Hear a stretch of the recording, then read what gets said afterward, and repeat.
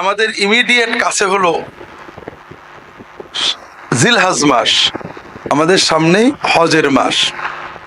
যারা হজে যাবেন তারা চলে যাবেন, যারা দেশে থাকবেন তারা এই জিলহজ মাসে দুই ধরনের ইবাদত করবেন। একটা ইবাদত আমরা সবাই জানি, আমরা কুরবানি, ঈদুল আজহা করব, কোরবানির ঈদ করব এবং কোরবানি দেব।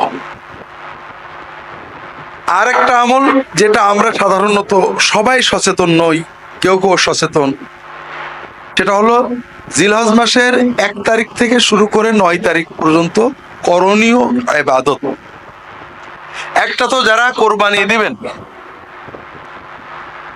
তাদের জন্য হাদিস শরীফে আসছে, কোরবানির মাসের চাঁদ উঠলে, অর্থাৎ জিলহজ মাসের চাঁদ উঠলে, জিলহজ মাসের কোরবানি পর্যন্ত 10 দিন তারা নখ চুল কাটবেন না, কোরবানির পরে কাটবেন। অর্থাৎ ঈদের সময় আমরা পরিচ্ছন্ন হব, সব ঠিক আছে, কিন্তু নখ এবং চুল জাতীয় কিছু কাটা বাদে যারা কোরবানির সিদ্ধান্ত নেবেন তাদের জন্য রাসূলুল্লাহ সাল্লাল্লাহু আলাইহি ওয়াসাল্লাম বলছেন, মান আরাদা আইয়ুযাহিয়া ফালা ইয়াখুযান্না মিন শা'রিহি ওয়া যিফরিহি শাইয়ান আও কামা ক্বালা সাল্লাল্লাহু আলাইহি ওয়াসাল্লাম। যে ব্যক্তি কুরবানি দেওয়ার সিদ্ধান্ত নেবে, ইচ্ছা পোষণ করবে, ওই ব্যক্তি তার চুল নখ মোটেও কাটবে না। এজন্য যারা কুরবানি নিয়ত করেছেন তাদের জন্য এটা হলো নেগেটিভ কাজ, অর্থাৎ আপনি এই কাজ থেকে বিরত থাকবেন। এর পাশাপাশি কিছু পজিটিভ কাজ আছে, করণীয়। আল্লাহ রাসূল সাল্লাল্লাহু আলাইহি ওয়াসাল্লাম বলছেন, মা মিন আইয়ামিন আল আমালুস সালিহু খায়রুন ওয়া আহাব্বু ইলাল্লাহি মিন হাযিহিল আশর। আল্লাহ তাআলা বছরের 354 দিনের যে 10টা দিন সবচেয়ে বেশি পছন্দ করেন নেক আমলের জন্য, সেটা হলো এই জিলহজ মাসের প্রথম 10 দিন। অর্থাৎ জিলহজ মাসের এই 10 দিনের বাইরে নেক আমল করলে আল্লাহ যত সওয়াব দেন, যত খুশি হন, এর চেয়ে বেশি সওয়াব দেন, বেশি খুশি হন যদি আমরা এই 10 দিনে নেক আমল করি। এজন্য সাহাবায়ে কেরাম এই 10 দিনে ব্যাপক পরিশ্রম করতেন, ইজতিহাদ করতেন ইবাদতের জন্য। আর এই ইবাদতগুলোর প্রথম ইবাদত হলো রোজা, সিয়াম। জিলহজ মাসের 1 তারিখ থেকে 9 তারিখ পর্যন্ত রোজা পালন করা, এটা সুন্নাত। অনেক সওয়াবের কথা হাদিস শরীফে আসছে। বিশেষ করে 9 তারিখ আল্লাহ রাসূল সাল্লাল্লাহু আলাইহি ওয়াসাল্লাম বলছেন, সাওমু ইয়াউমি আরাফা আহতাসিবু আলাল্লাহ আইয়ুকাফিরা আস-সানাতা আল্লাতী ক্বাবলাহা ওয়াল্লাতী বা'দাহা আও কামা ক্বাল সাল্লাল্লাহু আলাইহি ওয়াসাল্লাম। আরাফাতের দিনে রোজা রাখলে আমরা আশা করি, রাসূল বলছেন, আমি আশা করি যে আল্লাহ তাআলা আরাফাতের দিনে রোজার বিনিময়ে পূর্ববর্তী 1 বছর এবং পরবর্তী 1 বছরে গুনাহ ভুল ভ্রান্তি গুলো মাফ করে দেবেন, কাফারা করে দেবেন। কাজেই আমরা যদি পুরো 9 দিন রাখতে পারি আলহামদুলিল্লাহ, আর 9 দিন যদি নাও রাখতে পারি তবে আরাফাতের দিনে অবশ্যই আমরা রোজা রাখার চেষ্টা করব। এখানে একটা বাস্তব সমস্যা বর্তমানে দেখা যায়।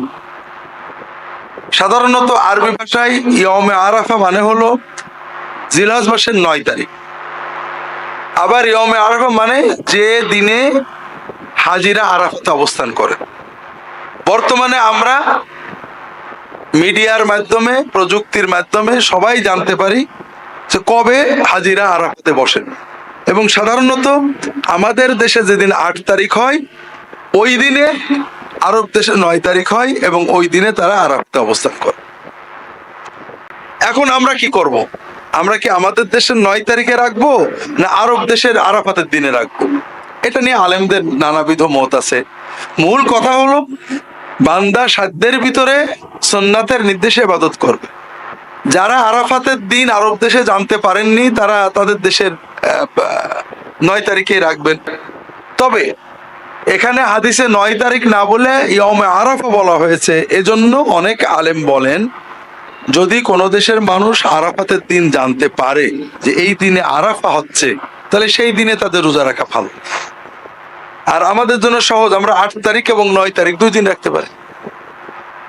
এই জন্য যদি আমাদের সম্ভব হয় 9 তারিখ, যদি সুযোগ থাকে 8 এবং 9 তারিখ আমরা রোজা রাখবো ইনশাআল্লাহ। রোজার পরে বাকি নেক আমল উন্মুক্ত, বেশি বেশি নফল সালাত আদায় করা, বেশি বেশি জিকির, বেশি বেশি তিলাওয়াত, বেশি বেশি দান, মানুষের সাহায্য করা, আল্লাহর পথে দাওয়াত দেওয়া, নেক আমল বলতে যত আছে এগুলো এই কয়দিনে আমরা যদি একটু বেশি করতে পারি। আল্লাহ তাআলা জিকির করতে ওযু গোসল জরুরি না, আমরা এই কয়দিনে সবসময় করি, এই কয়দিন একটু বেশি জিকির করব, বেশি দরুদ পড়ব, বেশি তাসবিহ তাহলিল করব। এছাড়া দান সদকা কোরআন তেলাওয়াত ইত্যাদি গুলো আমরা এই কয়দিনে বেশি করার চেষ্টা করব। আল্লাহ তাআলা তৌফিক দান করুন, আমিন। ইয়মে আরাফা মানে হলো জিলহজ মাসের 9 তারিখ। আবার ইয়মে আরাফা মানে যে দিনে হাজিরা আরাফাতে অবস্থান করে। বর্তমানে আমরা মিডিয়ার মাধ্যমে, প্রযুক্তির মাধ্যমে সবাই জানতে পারি যে কবে হাজিরা আরাফাতে বসেন, এবং সাধারণত আমাদের দেশে যেদিন 8 তারিখ হয় ওই দিনে আরব দেশে 9 তারিখ হয়, এবং ওই দিনে তারা আরাফাতে অবস্থান করে। এখন আমরা কি করব? আমরা কি আমাদের দেশের 9 তারিখে রাখবো না আরব দেশের আরাফাতের দিনে রাখবো? এটা নিয়ে আলেমদের নানাবিধ মত আছে। মূল কথা হলো বান্দা সাধ্যের ভিতরে সুন্নাতের নির্দেশে ইবাদত করবে।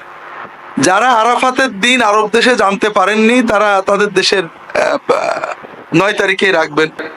তবে এখানে হাদিসে 9 তারিখ না বলে ইয়মে আরাফা বলা হয়েছে, এজন্য অনেক আলেম বলেন যদি কোনো দেশের মানুষ আরাফাতের দিন জানতে পারে যে এই দিনে আরাফা হচ্ছে, তাহলে সেই দিনে তাদের রোজা রাখা ভালো। আর আমাদের জন্য সহজ, আমরা 8 তারিখ এবং 9 তারিখ 2 দিন রাখতে পারি। এই জন্য যদি আমাদের সম্ভব হয় 9 তারিখ, যদি সুযোগ থাকে 8 এবং 9 তারিখ আমরা রোজা রাখবো ইনশাআল্লাহ। রোজার পরে বাকি নেক আমল উন্মুক্ত, বেশি বেশি নফল সালাত আদায় করা, বেশি বেশি জিকির, বেশি বেশি তিলাওয়াত, বেশি বেশি দান, মানুষের সাহায্য করা, আল্লাহর পথে দাওয়াত দেওয়া, নেক আমল বলতে যত আছে এগুলো এই কয়দিনে আমরা যদি একটু বেশি করতে পারি। আল্লাহ তাআলা জিকির করতে ওযু গোসল জরুরি না, আমরা এই কয়দিনে সবসময় করি, এই কয়দিন একটু বেশি জিকির করব, বেশি দরুদ পড়ব, বেশি তাসবিহ তাহলিল করব। এছাড়া দান সদকা কোরআন তেলাওয়াত ইত্যাদি গুলো আমরা এই কয়দিনে বেশি করার চেষ্টা করব। আল্লাহ তাআলা তৌফিক দান করুন, আমিন।